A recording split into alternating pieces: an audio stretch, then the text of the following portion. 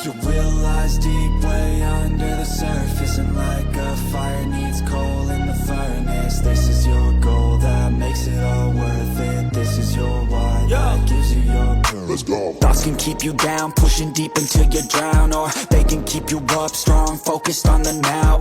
Glass half full, or has it been emptied out? Well, that's all up to you and your mind. Do you doubt anything, everything, not a thing? Make my thoughts work for me. Mengapa ancaman Aprilia terhadap Ducati hanya fata morgana? Jika melihat dinamika MotoGP musim terbaru, satu hal yang terus dibicarakan para pengamat adalah kebangkitan Aprilia. Performa konsisten, grafik naik, kemenangan bertambah, dan kemampuan mereka memanfaatkan setiap celah membuat banyak orang mulai berspekulasi. Apakah dominasi Ducati akhirnya berada di ujung tanduk? Apakah musim berikutnya akan menjadi era baru, di mana pabrikan Noale benar-benar mampu menandingi, atau bahkan melampaui, kekuatan Borgo Panigale? Namun ketika narasi optimisme itu dibenturkan dengan data sebenarnya, gambaran yang semula terlihat menakutkan bagi Ducati berubah menjadi fata morgana belaka. Pertama-tama, mari ingat betapa brutalnya Ducati pada tahun sebelumnya. Mereka mencatat rekor yang hampir mustahil disamai. 19 kemenangan dari 20 balapan, 95%. 53 podium dari 60, 88,3%. 14 kali sapu bersih 3 podium. 722 poin dari 740, 98%. Itu bukan sekadar dominasi, itu hegemoni mekanik dan strategis. Musim berikutnya memang tidak sebrutal itu, namun bukan berarti Ducati melemah. Justru sebaliknya, mereka tetap berada pada level monster. 17 kemenangan dari 22 balapan, 77,3%. 44 podium dari 66, 66,6%. 7 kali sapu bersih podium. 768 poin dari 814, 94%. Angka-angka tersebut menandakan satu hal, bahkan ketika sedikit menurun, Ducati masih berada di liganya sendiri. Yang membuat statistik ini menurun pun bukan karena Aprilia makin berbahaya, melainkan karena faktor struktural internal Ducati itu sendiri. Banyak analis lupa menyebutkan detail yang amat krusial. Ducati telah kehilangan 2 motor musim ini. Pramac yang selama ini menjadi salah satu mesin podium Ducati telah menyeberang ke Yamaha. Hilangnya 2 unit Desmosedici berarti berkurangnya 25% tembakan di lintasan, tepatnya dari tim yang di musim 2024 menyumbang 3 kemenangan, 16 podium. Semua ditorehkan oleh Jorge Martin. Tanpa kekuatan ekstra itu, wajar jika presentase dominasi Ducati turun. Namun meski dipangkas, daya gedor mereka masih menakutkan. Itulah mengapa narasi bahwa Ducati mengalami kemunduran sebenarnya hanya ilusi statistik. Kehilangan 2 motor bukan satu-satunya faktor. Ducati juga kehilangan ujung tombak paling berbahaya di grid, Marc Marquez. Cedera lengan saat MotoGP Indonesia membuat Marquez harus absen di 4 seri penutup, dan disitulah banyak yang mengacaukan analisisnya. Dari 4 kemenangan Aprilia Mustatisti 3 terjadi saat Marquez tidak berada di lintasan. Australia, Portugal, Valencia. Bukan kebetulan. Marquez adalah satu-satunya pembalap Ducati yang secara konsisten mampu meredam gelombang Aprilia, terutama di fase akhir balapan. Begitu nomor 93 hilang, Aprilia terlihat seperti macan yang dilepas dari kandangnya. Tapi ketika Marquez hadir di grid, statistiknya berbicara. Hingga MotoGP Australia, Ducati memenangkan 16 dari 18 balapan. Satu-satunya pengecualian pun terjadi karena Silverstone, Yamaha Fabio Quartararo mengalami masalah mesin, membuka jalan bagi Bezzecchi. Le Mans, cuaca kacau memberi keuntungan lotre bagi Zarco dan Honda. Dengan kata lain, Ducati hampir tak tersentuh ketika semua elemennya lengkap. Tentu saja, tidak dapat dipungkiri bahwa Aprilia mengalami peningkatan luar biasa. Dari hanya 1 kemenangan di 2024, mereka melonjak menjadi 4 kemenangan di 2025, 3 oleh Bezzecchi, 1 oleh Raul Fernandez. Ditambah 11 podium sepanjang musim, dibanding hanya 1 podium di musim sebelumnya. Statistik poin mereka juga melonjak. 302 poin jadi 418 poin. dari 41% jadi 51,4 persen poin maksimal. Peningkatan 10%, terbesar kedua setelah Honda yang mengalami rebound dari musim kelam sebelumnya. Ini semua adalah bukti Aprilia bukan lagi tim kelas menengah. Mereka solid, cepat, dan meningkat. Namun, peningkatan itu bukan berarti mereka sudah berada pada level untuk menjatuhkan Ducati. Bezzecchi sendiri mengakuinya. Dalam wawancara di Valencia, Bezzecchi tidak menyembunyikan apapun. Kami ingin menjadi rival Ducati, tapi setiap tahun adalah cerita baru dan Anda tidak bisa menganggap remeh apapun. Ducati akan memulai sebagai favorit. Marc telah memenangi gelar dengan keunggulan 5 balapan, jadi 2 kemenangan tidak cukup membuat saya berada di level mereka. Pernyataan ini secara tidak langsung memupus mimpi mereka yang berharap Aprilia akan langsung menjadi musuh besar Ducati tahun depan. Sangat jelas, Aprilia tahu mereka masih membangun, sementara Ducati sudah mapan. Jika hanya melihat permukaan, kemenangan naik, podium bertambah, Ducati sedikit turun. Maka wajar orang mengira Aprilia kini telah menjadi predator baru di MotoGP. Namun ketika data lengkap disandingkan, Ducati berkurang motor. Ducati kehilangan Marquez di momen krusial. Aprilia memanfaatkan periode itu secara maksimal. Gap performa masih sangat besar. Bahkan Bezzecchi mengakui mereka belum di level yang sama. Maka klaim bahwa Aprilia telah menjadi ancaman nyata bagi Ducati pada 2025 lebih cocok disebut fata morgana. Indah dari kejauhan, menghilang ketika didekati. Jika Aprilia ingin benar-benar mengancam Ducati, mereka tidak hanya harus meningkatkan performa. Mereka harus melakukannya pada tahun ketika Ducati tampil dengan kekuatan penuh. Selama 2 faktor tadi masih membayangi, dominasi merah akan tetap memanjang. Dan Aprilia, setidaknya untuk saat ini, masih berada pada fase mengejar, bukan menantang.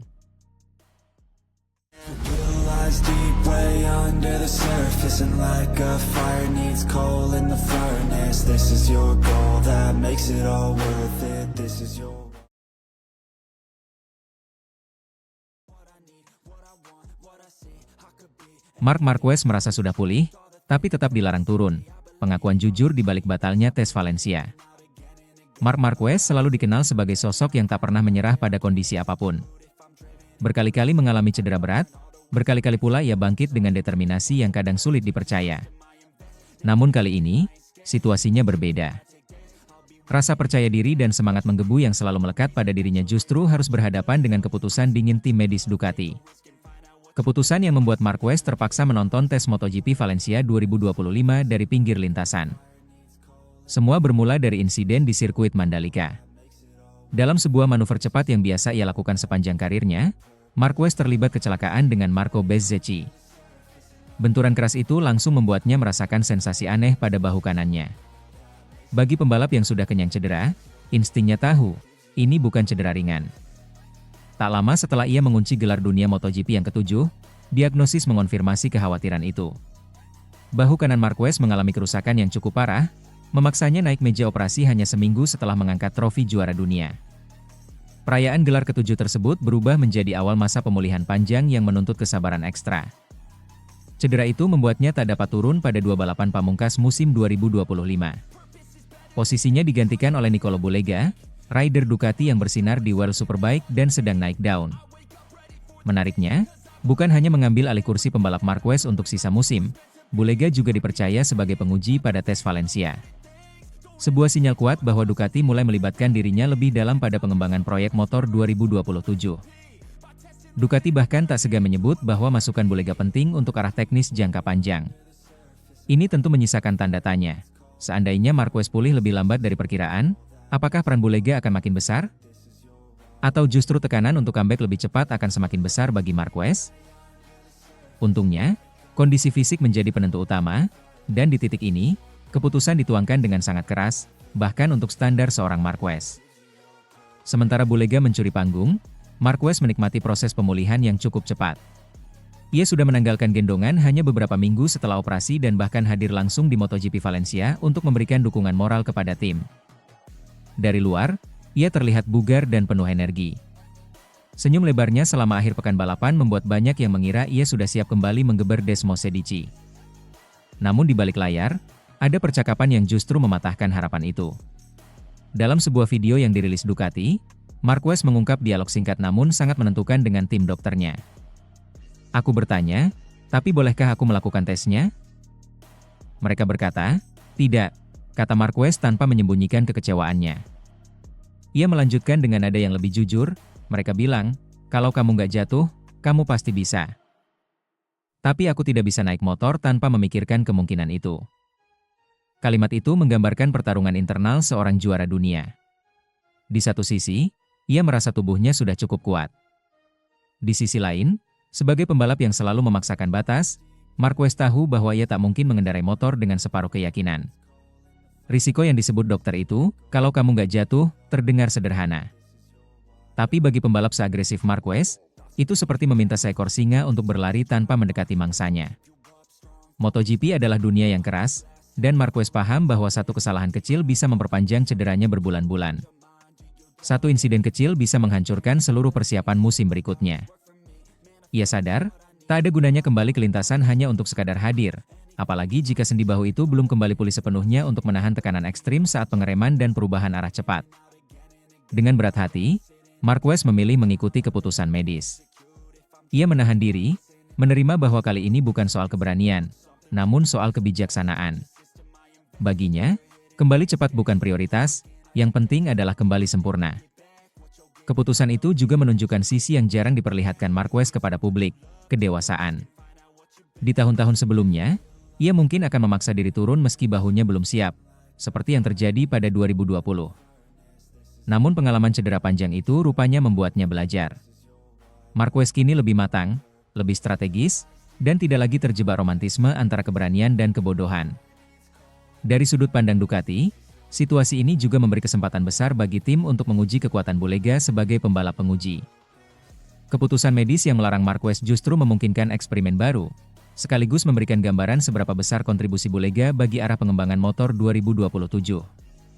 Dalam jangka panjang, hal ini bisa menjadi keuntungan bagi semua pihak. Bagi Marquez sendiri, momen ini menjadi pengingat bahwa karirnya masih panjang. Ia tidak ingin musim 2026 berantakan hanya karena memaksakan satu hari tes di Valencia. Ia ingin kembali dengan bahu yang siap menerima gaya tekan 4G di tikungan dan siap menahan perlawanan dari pembalap-pembalap muda yang terus berkembang. Dan ketika Marc Marquez akhirnya kembali nanti dengan bahu yang pulih dan mental yang lebih tajam, MotoGP mungkin harus bersiap untuk melihat versi terbaik dirinya lagi. Karena jika karir panjangnya mengajarkan sesuatu, itu adalah satu hal.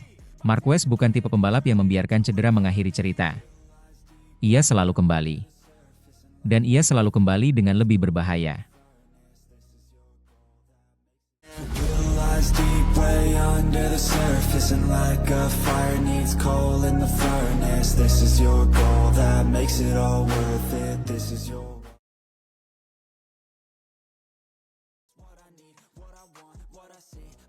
Fabio Di Giannantonio pasang badan, dokumenter Sepang Clash wajib ada, kebenaran tidak bisa dikubur. Keputusan Dorna Sports merilis dokumenter Sepang Clash pada 23 Oktober 2025 masih memantik reaksi keras dari berbagai lini MotoGP.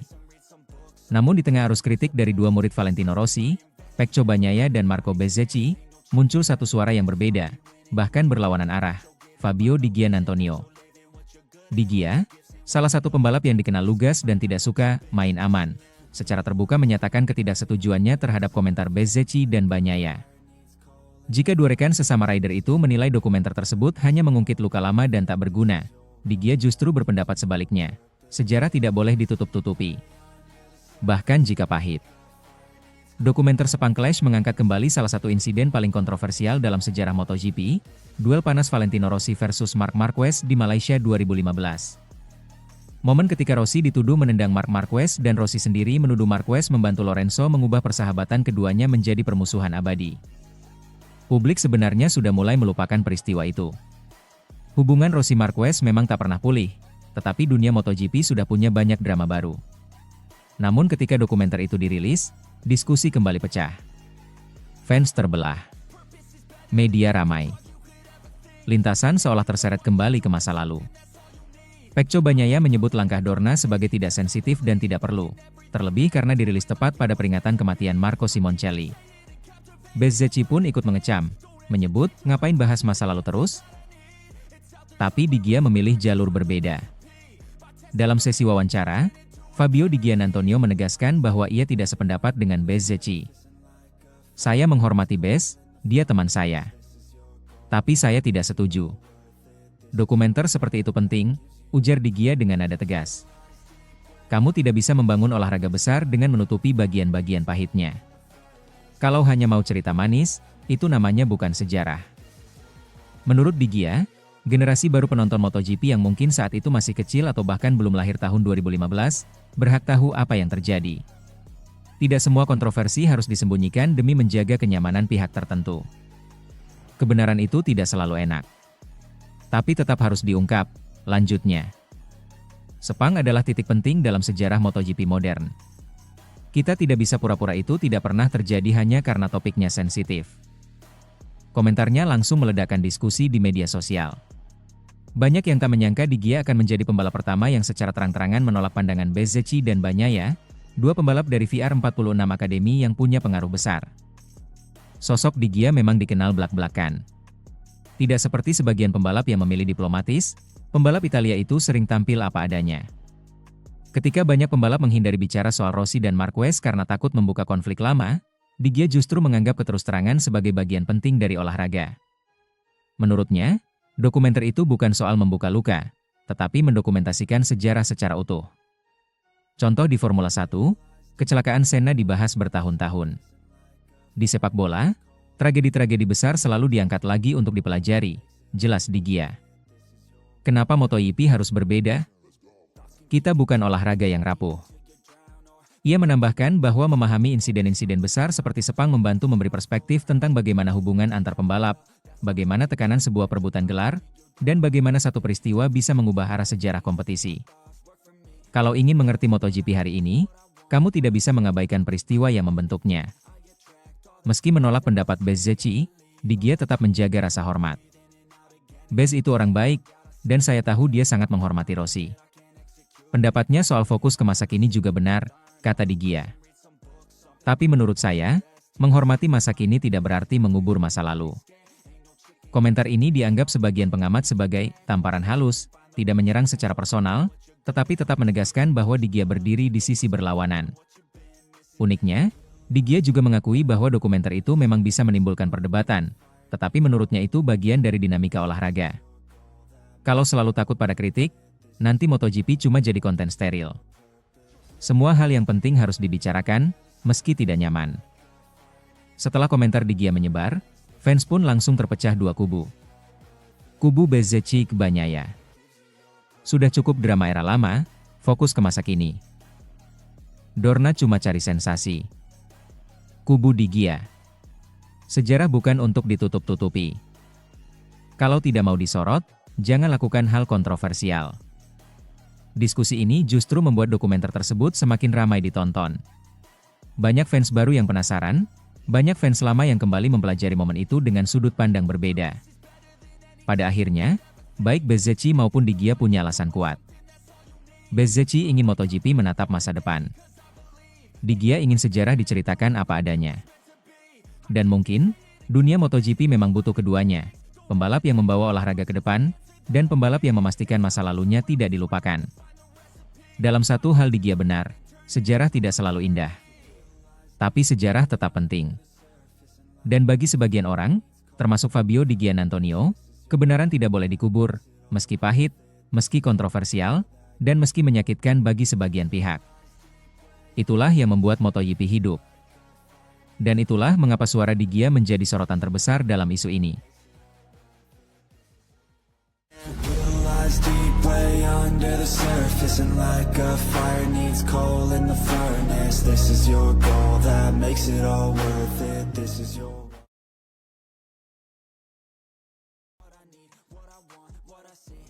Marco Bezzecchi kritik dokumenter Sepang Clash, ngapain dibahas melulu? Gelombang kritik terhadap dokumenter terbaru MotoGP, Sepang Clash, belum berhenti. Setelah sebelumnya Pecco Bagnaia melancarkan komentar tajam, kini giliran Marco Bezzecchi, murid Valentino Rossi di VR46 Riders Academy, yang menyuarakan ketidaksetujuannya. Yang membuat situasinya semakin ironis adalah bahwa dua kritikus paling keras justru berasal dari lingkungan Rossi sendiri.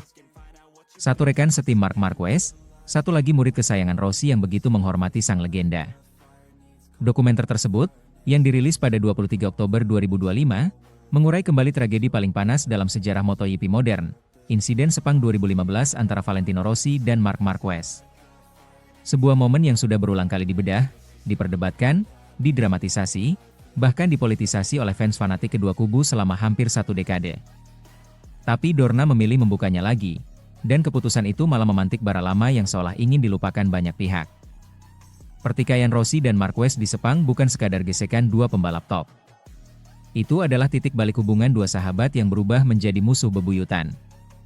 Rossi menuduh Marquez sengaja menghambatnya demi memberi jalan bagi Jorge Lorenzo dalam perebutan gelar dunia 2015.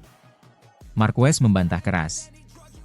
Yang pasti, setelah insiden senggolan yang membuat Marquez terjatuh, hubungan keduanya tidak pernah kembali seperti dulu. Sudah 10 tahun berlalu, tetapi bagi banyak fans, perdebatan itu masih panas. Rilis dokumenter oleh Dorna pun seperti membuka kembali luka lama dan reaksi keras pun langsung bermunculan. Para fans menganggap tayangan tersebut provokatif, tidak sensitif, dan mencari sensasi. Namun kritik paling menghentak datang dari internal keluarga besar Rossi. Pecco Bagnaia, juara dunia dan murid Rossi, menjadi suara paling keras. Ia menyebut dokumenter itu tidak ada gunanya, mengadu domba fans, dan bahkan tidak sensitif secara moral. Bagnaia makin kecewa karena tanggal rilis dokumenter itu bertepatan dengan peringatan 14 tahun meninggalnya Marco Simoncelli, sahabat dekat Rossi yang tewas di tikungan maut sirkuit Sepang pada 2011. Lalu, ketika suasana mulai mereda, muncullah Bezzecchi dengan komentar pedas yang tak kalah menohok. Dalam wawancara dengan Man of Wheels Magazine, Bezzecchi mengungkapkan bahwa ia tidak tertarik pada dokumenter tersebut sejak awal. "Saya tak terlalu tertarik, karena film itu tak berkaitan langsung dengan saya. Selain itu, ini topik sensitif karena Anda tak bisa memihak. Jika memihak salah satu, Anda dianggap brengsek oleh pihak yang tidak Anda pilih," ujarnya lugas. Bezzecchi menilai sudah tidak ada urgensi membongkar-bongkar konflik yang sudah terlalu sering dibahas. "Menurut saya, tak perlu lagi terus membahas masa lalu itu. Untuk apa?" Komentarnya mencerminkan kejenuhan para pembalap generasi baru yang merasa namanya terus berada di bawah bayang-bayang konflik masa lalu para legenda. Sebagai anggota VR46 Academy, Bezzecchi sangat mengagumi Rossi. Ia menyebut pengaruh gurunya tersebut terhadap MotoGP sebagai masif. Namun ia menegaskan bahwa penghormatan pada legenda bukan berarti harus terus mengulang cerita lama yang sudah usang. Ada 22 pembalap hebat, banyak talenta muda. Bukan berarti saya tak menghormati Vail, justru sebaliknya. Semua orang tahu apa pendapat saya tentang dia dan betapa saya berutang budi padanya. Namun, tidak perlu terus menengok ke belakang. Pesan Bezzecchi jelas, MotoGP punya banyak cerita baru, kompetisi yang semakin sengit, pembalap muda yang penuh karakter dan drama yang segar. Jadi mengapa terus-menerus kembali ke konflik 2015? Para pembalap kini seolah berharap Dorna mulai fokus pada persaingan modern, bukan hanya menjual masa lalu untuk menambah penonton. Hal unik yang membuat komentar Bezzecchi semakin menarik adalah hubungannya sendiri dengan Marc Marquez. Keduanya beberapa kali terlibat cekcok pada 2023 dan 2024, meski jarang berdua langsung di trek. Bahkan sempat viral momen di mana Bezzecchi menatap tajam Marquez usai insiden kecil di kualifikasi. Namun anehnya, ketika musim 2025 mempertemukan mereka lebih sering dalam duel sengit di lintasan, hubungan mereka justru membaik. Saling respek tumbuh. Mereka semakin dewasa secara emosional sebagai rider papan atas. Ironisnya, ketika hubungan Bezzecchi dan Marquez membaik, MotoGP justru merilis dokumenter yang berpotensi memperburuk relasi antara dua legenda besar. Kritik Bezzecchi memunculkan pertanyaan besar. Apakah MotoGP terlalu bergantung pada drama lama untuk mendongkrak popularitas? Padahal musim 2025 dipenuhi cerita yang jauh lebih segar. Duel sengit antara Bagnaia dan Marquez di Ducati, kebangkitan Pedro Acosta, perkembangan motor KTM dan Aprilia, drama transfer yang penuh kejutan, para rookie yang makin kompetitif. Namun Dorna memilih kembali ke Sepang 2015, sebuah bab yang menurut banyak pihak seharusnya sudah ditutup. Bezzecchi, lewat kritik yang sebenarnya cukup sopan namun tegas, menyampaikan pesan penting dari generasinya. MotoGP harus bergerak maju. Bukan terus hidup dalam bayang-bayang masa lalu. Rossi dan Marquez adalah ikon yang tidak akan pernah dilupakan. Tetapi dunia MotoGP kini dipenuhi para petarung muda yang pantas mendapatkan sorotan sendiri, bukan hanya menjadi kaki lima dalam kisah lama yang terus diputar ulang. Dan mungkin, sudah saatnya Dorna mendengar. Lies deep way under the surface, and like a fire needs coal in the furnace. This is your goal that makes it all worth it. This is your